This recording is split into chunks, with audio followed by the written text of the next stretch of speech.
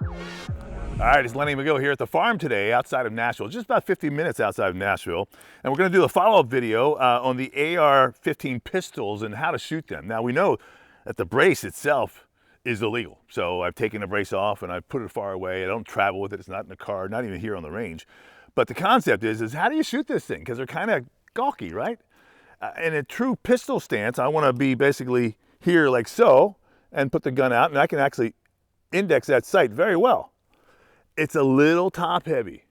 So you may want to experiment with this. Now I don't get quite the full extension, so I may be right about here, but I can still see the sight pretty good. And both those are pretty good options. Now there's one other option I want to show you real quick before we shoot. And the ATF didn't say anything about slings, so if I put a single point sling into the back there, and I put this single point sling over and above myself like that. Now, this is one of the single point slings that has a bungee type or elastic type.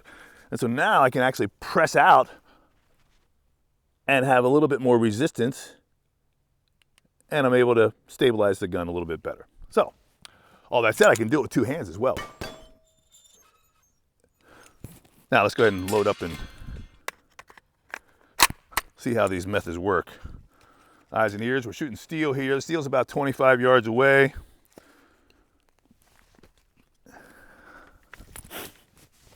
Okay.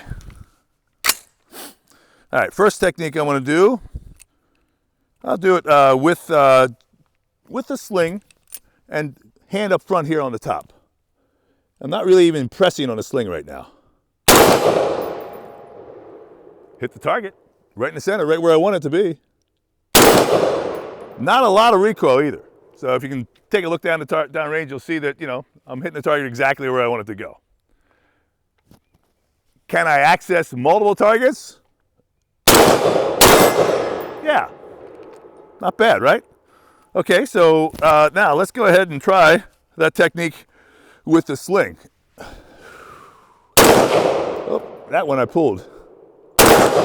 I got it. You know what? I'm thinking I'm having better luck up here than I am here because the gun has a little bit more dangle. Here I can actually hold it. And now I don't really use the sling much, but if I pull this sling down on my shoulder just a little bit, now I'm compressing it a little bit more. And I think this is going to work really well. Let's see if I can get it to stay down there. Yeah, just like that. So able to hit every target pretty fast, I mean, this is not as good as say shouldering the gun, certainly, but the technique again, you got to practice because you're going to get tired holding the gun out here like that. You really can't do this because the ATF says no, that's not good, right? Plus, I really don't have a good view of that pistol sight. Remember, pistol sights want to be at that full extension. So if I go again back to that full extension.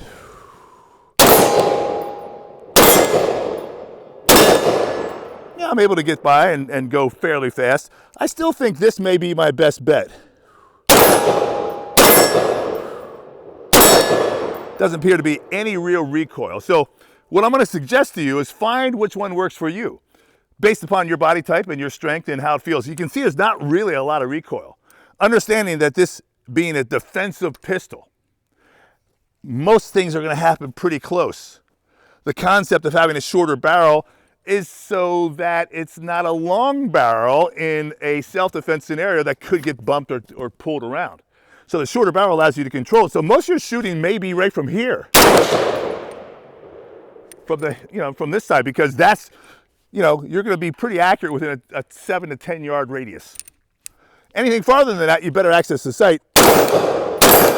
And you can hit, if you have a red dot optic like this being the Hullison 510C with the solar panel, the red dot really makes it easy to shoot when you're out in this position.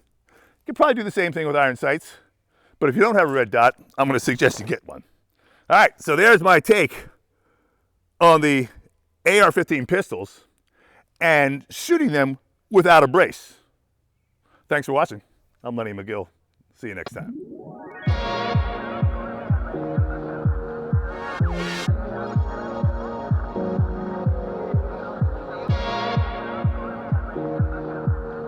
you.